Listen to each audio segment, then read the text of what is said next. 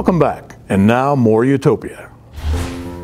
The next bullet point on the BLM literature about quote-unquote restoring habitat is the fact that chaining can help prevent large-scale forest fires.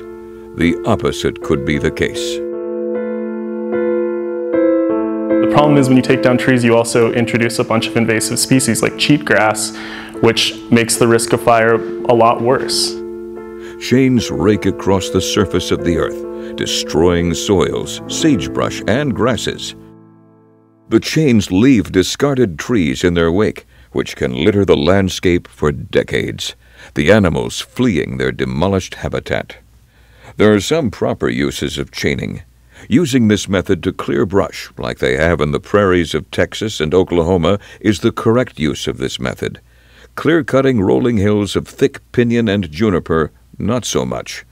But locals love the federal dollars spent in their community, and most of these decisions are being made in regional BLM offices, decisions that destroy a landscape that is the property of every U.S. citizen.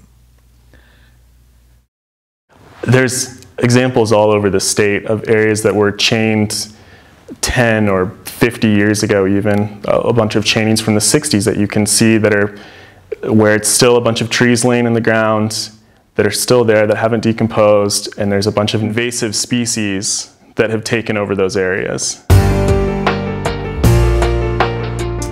There is some science, and it's not helping the BLM case. We need more studies, but so far, the science is backing the position that mechanical treatments of wilderness areas does more harm than good.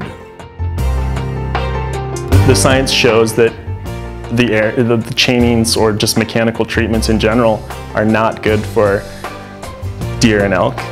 But, you know, someone sees one area that has more grass and they see some elk out there eating, right? They don't see the elk when they're looking at a forest, they see a forest.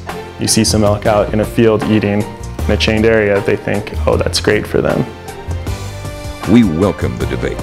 That is, a debate based on science and experiment rather than conjecture. After all, resource managers once thought that forest fires were a bad thing. Through science and experiment, it was found that a fire was a natural part of a healthy ecosystem. Fire occurred naturally and historically. We are pretty sure nothing like this chaining occurs naturally.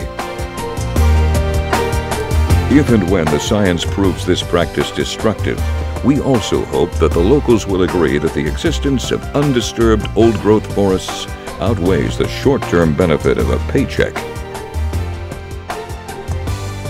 You know, I come from North Idaho, where logging was a huge thing, and those clear cuts are terrible, but at least they're removing the trees and using them for something. Here, where they just tear them out and leave them laying, it's really like, what is the purpose? And when there's no support for it, it's just hard to justify. It's hard for me to wrap my mind around.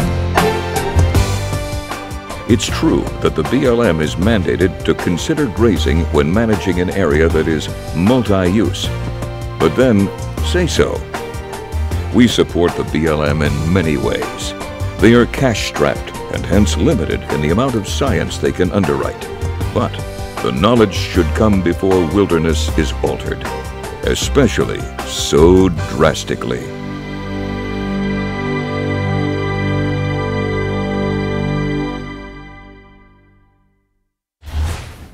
You know, with great power comes great responsibility. With chain links bigger than your head, wielded like a tidal wave, made of steel and powered by diesel fuel, the impacts are empirically appalling. We trust that land managers are doing what they think is best. But hey, ripping 200-year-old trees from their roots, hundreds of acres at a time, may never prove beneficial or good for anything except maybe cattle. Stay tuned. When we come right back, one of the most scenic bike rides in all of Utah, the Good Water Rim Trail, right after this.